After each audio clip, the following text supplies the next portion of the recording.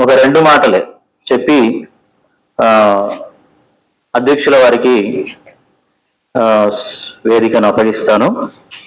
ఎందుకైనా మంచిదని రాసుకున్నాను చిన్న పేర, ఎందుకంటే అందరూ మహామహులు ఉన్న వేదిక మీద. మంచి మనసుతో కృత నిశ్చయంతో పని మొదలుపెట్టు. ఎన్ని ఆటంకాలు ఎదురైనా దిగ్విజయంగా ఆ పని పూర్తి చేయగలవు.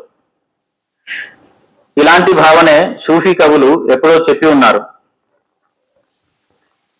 అడుగు ముందుకు వెయ్యి, దారి అదే విచ్చుకుంటుంది అని నేను రాసుకున్నాను.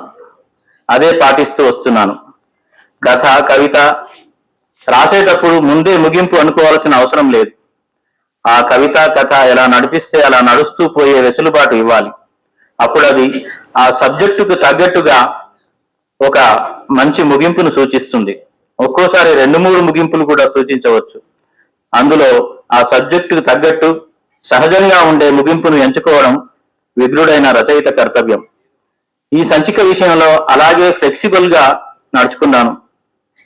కాకపోతే సమయం తక్కువ ఉంది కనుక స్పీడ్ నిర్ణయాలు తీసుకోవాల్సి వచ్చింది. ఆర్టిస్టులతో పాటు రచయితలను కూడా తప్పనిసరి రాత్రిళ్ళు నిద్ర లేకుండా చేయవలసి వచ్చింది. అంతటి శ్రమ ఈ సంచికలో గుట్టలు గుట్టలుగా మీకు కనిపిస్తుంది.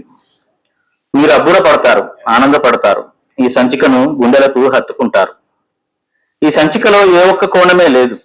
ఎన్నెన్నో కోణాల సంగమం ఇది. ఎన్నో భావాల సంఘర్షణ ఇది.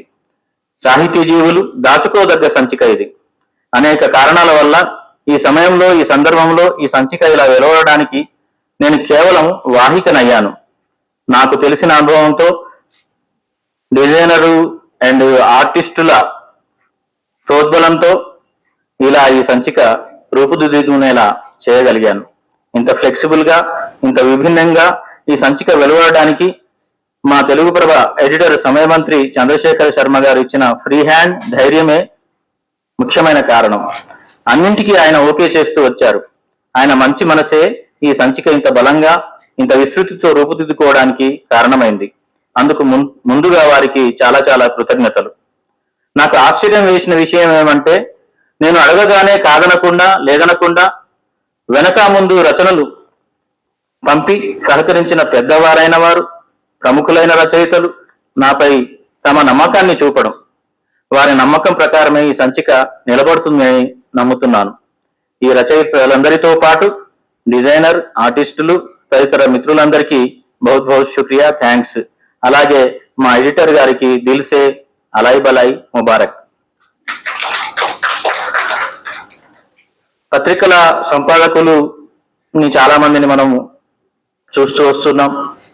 పుత్తూరి కావచ్చు, మూర్తి సార్ కావచ్చు, వరుసలో కె శ్రీనివాస్ గారు, అల్లం నారాయణ గారు, రకరకాల ఏవికే గారు, రకరకాల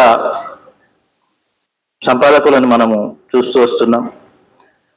అట్లా తెలుగు ప్రభకి చంద్రశేఖర శర్మ గారు సంపాదకుడిగా అట్లాంటి మంచి పేరు తెచ్చుకునే వీలుంది. అట్లాంటి శ్రమ, అట్లాంటి పట్టుదల ఆయనలో ఉంది. ఆయనకి మేమందరం కూడా తోడుంటాం. అందరూ కూడా సహకరించాల్సిన అవసరం కూడా ఉంది.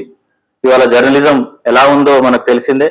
అట్లాంటి దశలో పట్టుదలతో నీతిగా, నిజాయితీగా ఒక పత్రికను అందరి పత్రికగా నిలబెట్టాలని ప్రయత్నం చేయడం అనేది మామూలు విషయం కాదు. అట్లాంటి ఒక పట్టుదల ఉన్న ఎడిటరు చంద్రశేఖర శర్మ గారు. Thank you.